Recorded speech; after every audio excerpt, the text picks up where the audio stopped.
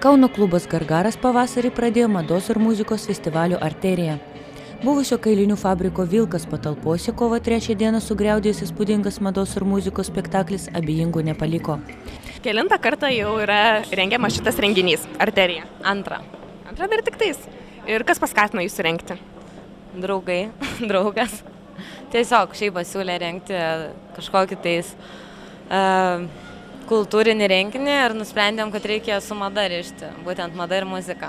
O kiek dizainerių pristatys šiandieną kolekciją? 6. Taip, nes praeitą kartą buvo 15 berods dizainerių, kiek gerai atsimenu.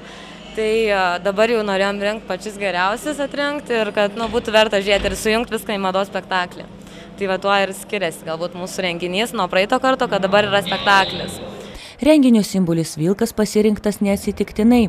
Tai laukinis gyvūnas, kurio žvėriški instinktai atsispindės mados kolekcijose.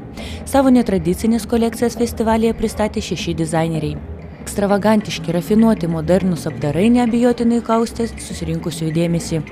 Renginio žiūrovams buvo pristatytas body arto pasirodymas bei jaunų menininkų Godos Marijos Norkutės ir Mildos Steponavičiūtės bendras audiovizualinis šokio performansas M.